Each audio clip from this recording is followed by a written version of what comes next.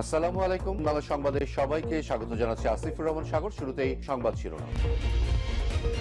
ইন্নালিল্লাহ। পুরো মধ্যপ্রাচ্যের তৃতীয় বিশ্বযুদ্ধ ছড়িয়ে পড়েছে।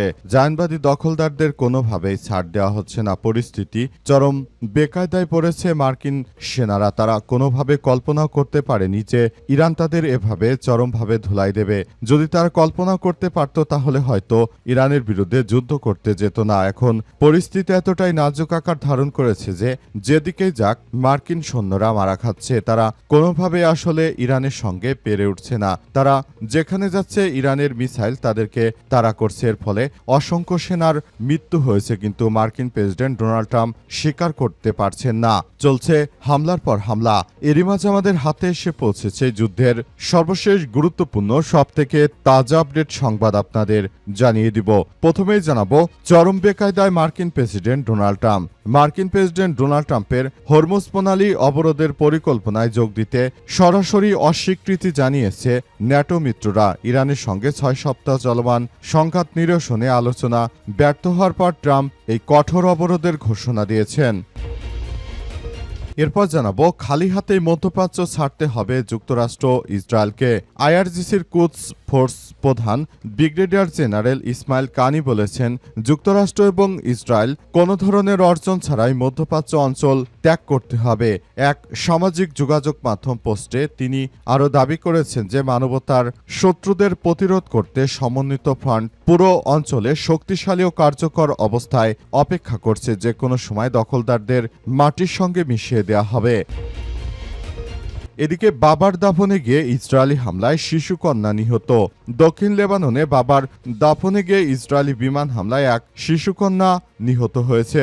একই হামলায় গুরুতর আহত হয়েছে তার 7 বছর বয়সী বোনসহ পরিবারের আরও বেশ কয়েকজন সদস্য। যুদ্ধবিরতির আশার মধ্যেই এই হামলা চালিয়েছে দখলদার বাহিনী। তারা লেবাননকে একদম নরকে পরিণত করছে। গাজার অবস্থা যেমন শোচনীয় পর্যায়ে নিয়ে গেছে ইহুদিবাদীরা, এবার তারা লেবাননকেও ধ্বংসর খেলায় মেতে উঠেছে। এবারে জানাবো ইসরায়েলের সঙ্গে আলোচনা প্রত্যাখ্যান করল হিজবুল্লাহ। লেবাননের সশস্ত্র গোষ্ঠী হিজবুল্লাহ ইসরায়েলের সঙ্গে সম্ভাব্য আলোচনায় অংশ নেওয়ার প্রস্তাব প্রত্যাখ্যান করেছে। সংগঠনটির মহাসচিব নাইম কাসেম এই সিদ্ধান্তের কথা জানিয়েছেন বলে এই ধরনের আলোচনা বাস্তবসম্মত নয়। তিনি অভিযোগ করেছেন, প্রস্তাবিত ওই সংলাপ মূলত হিজবুল্লাহকে নিরস্ত্র করার জন্য চাপ সৃষ্টির একটি কৌশল মাত্র। তিনি বলেন, হিজবুল্লাহ কখনোই অস্ত্র সমর্পণ করবে না। এবং সর্বশেষ জানাবো ঢাকা চট্টগ্রাম মহাসড়কে ট্রাক খাদে পড়ে নিহত 7। ঢাকা চট্টগ্রাম মহাসড়কের দাউদকান্দি এলাকায় ভয়াবহ সড়ক দুর্ঘটনায় 7 জন নিহত হয়েছে। আজ দিবাগত রাত আনুমানিক 3টার দিকে উপজেলার হাসানপুর এলাকায় এই দুর্ঘটনা ঘটে। মঙ্গলবার ভোরে ঢাকা চট্টগ্রাম মহাসড়কের দাউদকান্দি উপজেলার হাসানপুর এলাকায় এই দুর্ঘটনা ঘটে। বিষয়টি নিশ্চিত করেছে দাউদকান্দি হাইওয়ে থানার ওসি মোহাম্মদ ইকবাল বাহার মজুমদার। প্রিয় দর্শক, এতক্ষণ শুনছিলেন সংবাদ শিরোনাম, এবারে বিস্তারিত। তবে তার আগে বন্ধুরা অনুরোধ থাকবে এই সংবাদটিতে একটি লাইক দিন। এই চ্যানেলে আপনি নতুন হয়ে থাকলে আমাদের সংবাদটি দেখতে দেখতে চ্যানেলটি সাবস্ক্রাইব করে রাখুন। কমেন্ট করে বন্ধুরা আপনার মূল্যবান মতামত জানিয়ে দিন আপনি বিশ্বের কোন দেশ থেকে বা বাংলাদেশের কোন স্থান থেকে আমাদের সংবাদটি দেখছেন এবং শুনছেন। আর বন্ধুরা সংবাদটি আপনার সোশ্যাল মিডিয়া ফেসবুকে শেয়ার করে বন্ধুদেরও দেখার সুযোগ করে দিন।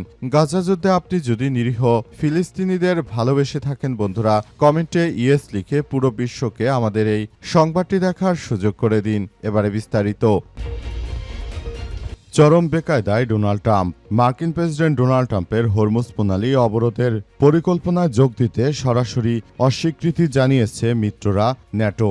ইরানের সঙ্গে 6 সপ্তাহে চলমান সংঘাত নিরসনে আলোচনায় ব্যর্থ হওয়ার পর ট্রাম্প এই কঠোর অবরোধের ঘোষণা দিয়েছিলেন। তিনি চেয়েছিলেন মিত্র দেশগুলো এই সামুদ্রিক অবরোধে তার সঙ্গে যোগ দেবে, কিন্তু ন্যাটো সদস্য দেশগুলো সাফ জানিয়ে দিয়েছে যে যুদ্ধ শেষ হওয়ার আগে তারা এই প্রক্রিয়ায় জড়াবে না। ব্রিটিশ প্রধানমন্ত্রী কেয়ার স্টারমার বিবিসিকে দেয়া সাক্ষাৎকারে জানিয়েছেন যে ব্রিটেনের উপর যথেষ্ট চাপ থাকলেও তারা এই মুহূর্তে যুদ্ধে অংশ নিতে চান না। তিনি স্পষ্টভাবে জানিয়ে দিয়েছেন দিয়েছেন যে তারা এই নৌ অবরোধ সমর্থন করে না। ব্রিটেনের পাশাপাশি জার্মানি, স্পেন, ইতালি, পোল্যান্ড ও গ্রিস এই অভিযানে নৌবাহিনী পাঠাতে অস্বীকৃতি জানিয়েছে। মিত্র দেশগুলোর এমন অবস্থানে প্রেসিডেন্ট ট্রাম্প বেশ ক্ষুব্ধ হয়েছেন বলে ধারণা করা হচ্ছে, যা ন্যাটো জোটের ভেতরে নতুন করে টানাপোড়েন সৃষ্টি হতে পারে। তবে ফরাসি প্রেসিডেন্ট ইমানুয়েল ম্যাক্রো এক ভিন্ন প্রস্তাব দিয়েছেন। তিনি জানান, ফ্রান্স, ব্রিটেন এবং অন্যান্য দেশগুলোর সঙ্গে মিলে একটি বহুজাতিক মিশন গঠনের পরিকল্পনা করছে, যার উদ্দেশ্য হবে হরমুজ প্রণালীতে জাহাজ চলাচল স্বাভাবিক করা। ম্যাক্রো স্পষ্ট করেছেন যে এটি কোনো আক্রমণাত্মক অভিযান হবে না, বরং পরিস্থিতি স্বাভাবিক হলে তারা কেবল আত্মরক্ষামূলক ও শান্তি রক্ষার কাজে অংশ নেবে। এই সিদ্ধান্তটি ট্রাম্পের সরাসরি সংঘাতের নীতির চেয়ে সম্পূর্ণ আলাদা বলে ধারণা করা হচ্ছে। খালি হাতেই মধ্যপ্রাচ্য ছাড়তে হবে যুক্তরাষ্ট্রকে এবং ইসরায়েলকে, ইরানের হুঁশিয়ারি। আইআরজিসি কুদস প্রধান ব্রিগেডিয়ার জেনারেল ইসমাইল কানি জানিয়েছেন যে যুক্তরাষ্ট্র এবং ইসরায়েল কোনো ধরনের অর্জন ছাড়াই মধ্যপ্রাচ্য অঞ্চল ত্যাগ করবে। এক সামাজিক যোগাযোগ মাধ্যমের পোস্টে তিনি বলেছেন, মানবতার শত্রুদের প্রতিরোধ করতে সমন্বিত ফ্রন্ট পুরো অঞ্চলে শক্তিশালী ও কার্যকর অবস্থা বজায় রেখে অপেক্ষা করছে। ইসমাইল কানি ওই পোস্টে আরও জানিয়েছেন যে যুক্তরাষ্ট্র এবং ইসরায়েলি শাসন ব্যবস্থা যেন মনে রাখে তারা কিভাবে ইয়েমেন, বাবেল মান্দব ও লোহিত সাগর থেকে খালি হাতে ফিরে গিয়েছিল। এবারও তারা কোনো অর্জন ছাড়া এ অঞ্চল ত্যাগ করবে। সম্প্রতি যুক্তরাষ্ট্রের প্রেসিডেন্ট ডোনাল্ড ট্রাম্প মার্কিন নৌবাহিনীতে হরমুজ প্রণালী অবরোধ এবং আন্তর্জাতিক জলসীমায় ইরানকে কর প্রদানকারী জাহাজগুলোকে বাধা দেওয়ার ঘোষণা দেয়। এমন ঘোষণার পরেই ইসমাইল কানি এই মন্তব্য করেছেন। তবে মার্কিন সেন্ট্রাল কমান্ড বা সেন্টকম এ বিষয়ে ভিন্ন অবস্থান জানিয়েছে। এই পদক্ষেপ শুধুমাত্র ইরানি বন্দরে যাতায়াতকারী জাহাজের ক্ষেত্রে প্রযোজ্য হবে। ইরানে না যা আন্তর্জাতিক জাহাজগুলোর প্রণালীতে অবাধে চলাচল করতে পারবে বলেও জানানো হয়েছে।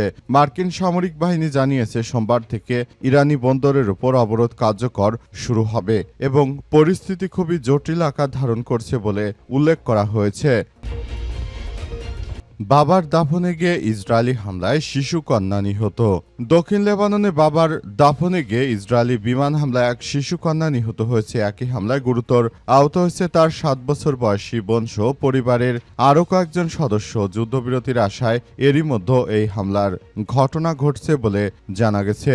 বুধবার দক্ষিণ লেবাননে সিপ্রা গ্রামের সাইদ পরিবারের বাড়িতে এই হামলা করা হয়। সেদিনই যুক্তরাষ্ট্র ইরান যুদ্ধবিরতি কার্যকর হওয়ার কথা ছিল, যা লেবাননে প্রভাব ফেলবে। ফলে অনেকেই আশা করেছিল, কিন্তু বাস্তবে এই দিনই দেশজুড়ে অন্তত 350 জনের বেশি মানুষকে হত্যা করে জায়নবাদীরা। নিহত শিশুকন্যা তালিনের বয়স ছিল 2 বছরেরও কম। তার দাদা নাসের সাইদ জানিয়েছেন যে পরিবারের সদস্যরা তার ছেলের দাফনে অংশ নিতে গ্রামে জড়ো হয়েছিল। হঠাৎই বিমান হামলার পরিস্থিতিতে ভয়াবহ হয়ে ওঠে। আমরা ভেবেছিলাম যুদ্ধবিরতি হয়েছে, কিন্তু আচমকাই হামলা শুরু হয় বলে জানিয়েছেন তিনি। হামলায় আহত 7 বছর বয়সী আনিল সাইদ বর্তমানে হাসপাতালে চিকিৎসাধীন রয়েছে। তার মা গুরুতর আহত হয়েছে। লেবাননের চলমান সংঘাত গত 2 মার্চ শুরু হয়, যখন হিজবুল্লাহ ইসরায়েলের অবস্থানে হামলা চালায়। এরপর ইসরায়েল ব্যাপক বিমান ও স্থলাভিযান শুরু করে। এতে এখন পর্যন্ত 2000-এর বেশি মানুষ নিহত হয়েছে, যাদের মধ্যে উল্লেখযোগ্য সংখ্যক নারী এবং শিশু রয়েছে। এই ঘটনায় আন্তর্জাতিক মানবাধিকার লঙ্ঘনের অভিযোগ উঠেছে। যদিও ইসরায়েল সেনাবাহিনী জানিয়েছে তারা ঘটনাটি তদন্ত করছে এবং পরিস্থিতি তারা খুব সুন্দরভাবে মূল্যায়ন করছে বলে ইসরায়েলের পক্ষ থেকে নিশ্চিত করা হয়েছে। ইসরায়েলের সঙ্গে আলোচনা প্রত্যাখ্যান করল হিজবুল্লাহ। লেবাননের সশস্ত্র যোদ্ধা ইসরায়েলের সঙ্গে সম্ভাব্য আলোচনায় অংশ নেওয়ার প্রস্তাব প্রত্যাখ্যান করেছে। সংগঠনটির মহাসচিব এই সিদ্ধান্তের কথা জানিয়েছেন। তিনি বলেন যে আমরা কোনোভাবে জায়নবাদীদের সঙ্গে আলোচনায় অংশগ্রহণ করতে পারি না। তিনি আরও জানিয়েছেন যে যারা আমাদের নিরীহ মানুষদেরকে হত্যা করছে, গুম করছে, খুন করছে, এসব ব্যক্তিদের বিরুদ্ধে আমাদের এই কার্যক্রম অব্যাহত থাকবে বলে জানিয়েছেন তিনি। এবং তিনি মনে করেন যে সারা বিশ্বজুড়ে দখলদার বাহিনী যে ধরনের কার্যক্রম চালিয়ে যাচ্ছে এটা কোনো মানব সমাজে আসলে গ্রহণযোগ্য হতে পারে না বলে নিশ্চিত করা হয়েছে এবং বলা হয়েছে যে বর্তমান পরিস্থিতিতে জায়নবাদীরা যা শুরু করেছে এটি আসলে কোনোভাবেই কাম্য নয়। পুরো বিশ্বজুড়ে দখলদার ইসরায়েলি বাহিনী যে ধরনের কার্যক্রম এবং যেসব সমস্যার সৃষ্টি করেছে এগুলো আমাদের সবার জন্য অত্যন্ত দুঃখজনক একটি ব্যাপার হয়ে দাঁড়িয়েছে বলে বলা হয়েছে এবং সবকিছুর জন্য দখলদারদের চরমভাবে ধুলাই দেওয়া হচ্ছে। পরিস্থিতি যতটাই খারাপ আকার ধারণ করুক না কেন সবকিছুর জন্য দখলদার বাহিনীকে দায়ী করা হয়েছে এবং বলা হয়েছে যে বর্তমান যে সংঘাত চলমান রয়েছে এর পেছনে আসলে দখলদার বাহিনী সম্পূর্ণরূপে জড়িত, কারণ তারা শুরু থেকে যদি এই ধরনের ইরানের উপর আক্রমণ না করতো আজ হয়তো তাদেরকে এই যুদ্ধ করতে হতো না। তাদের অবস্থা খুবই শোচনীয় আকার ধারণ করেছে বলে পরিস্থিতিতে বলা হয়েছে এবং সবকিছু ধ্বংসস্তূপে পরিণত হয়েছে। পরিস্থিতি এতটাই জটিল আকার ধারণ করেছে যে সবকিছুর জন্য জায়নবাদীরা আসলে সম্পূর্ণরূপে দায়ী বলে তারা ধারণা করছে এবং পুরো বিশ্বজুড়ে দখলদার বাহিনীর বিরুদ্ধে এবার লেবাননের সশস্ত্র যোদ্ধারা তারা নড়ে চড়ে বসেছে। তারা জানিয়েছে যে কোনো মূল্যে দখলদার বাহিনীকে একদম ধূলিসাৎ করে দেয়া হবে। পুরো মধ্যপ্রাচ্য জুড়ে যে সংঘাতময় পরিস্থিতি এবং যে জটিলতার সৃষ্টি হয়েছে এর জন্য আসলে জায়নবাদীরা কোনোভাবে দায় এড়িয়ে যেতে পারে না বলে নিশ্চিত করেছেন লেবাননের সশস্ত্র যোদ্ধাদের প্রধান। তিনি সরাসরি ইঙ্গিত দিয়ে এই দখলদারদের বিরুদ্ধে সবাইকে মাঠে নামার জন্য আহ্বান জানিয়ে তিনি সবাইকে এই মুহূর্তে দখলদারদের বিরুদ্ধে কার্যক্রম চালিয়ে যাওয়ার জন্য নির্দেশনা জারি করেছেন।